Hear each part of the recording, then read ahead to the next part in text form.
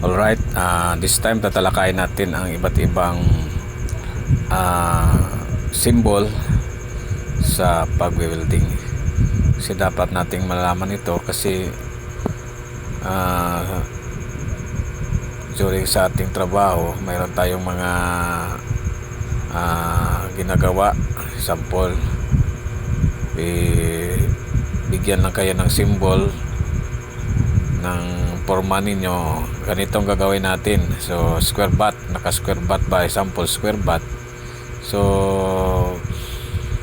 mag-drawing na lang siya ng symbol, and then kayo, kasi alam nyo na yung different symbol, so alam nyo na kung anong gagawin natin. Set example number 1 is the square bat. So tingnan natin sa bandang kabila, yon ang symbol ng square bat.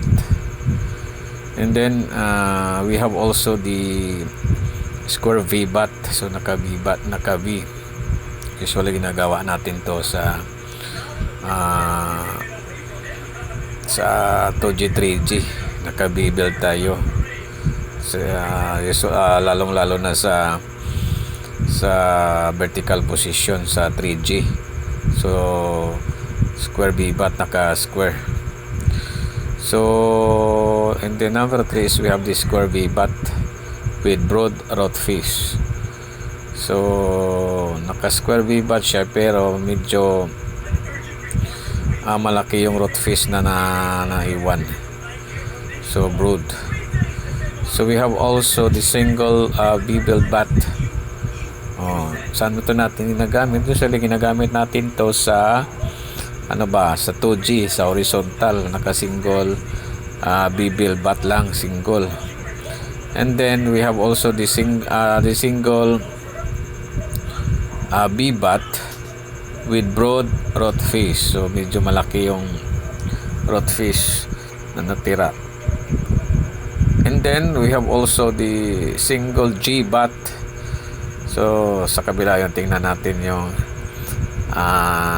tawag natin na symbol. Then we have also the double sided V-bat. Double sided, kumbaga back to back, naka V-build siya. So dyan natin malalaman sa kabila yung tingnan natin yung symbol. Then also we have double sided U-bat. Double sided, mayroong double sided na V-bat at saka mayroong double sided na U-bat.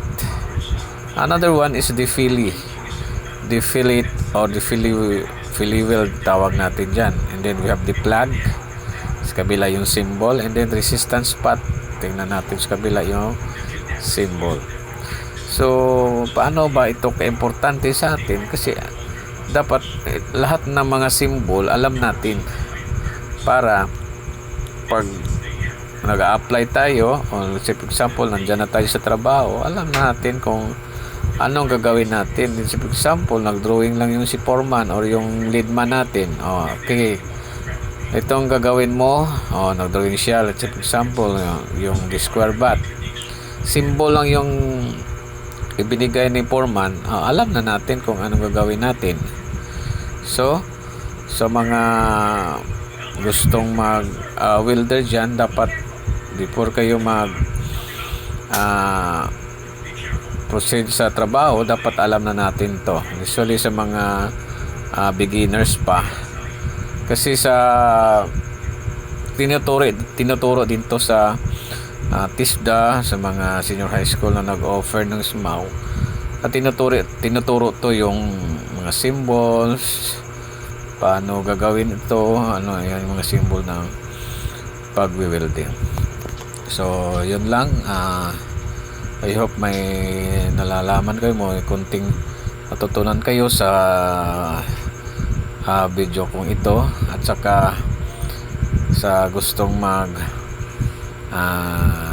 pakisuyo naman, pakisubscribe naman, at saka hit na lang yung notification bell button para ma-notify kayo sa mga aking mga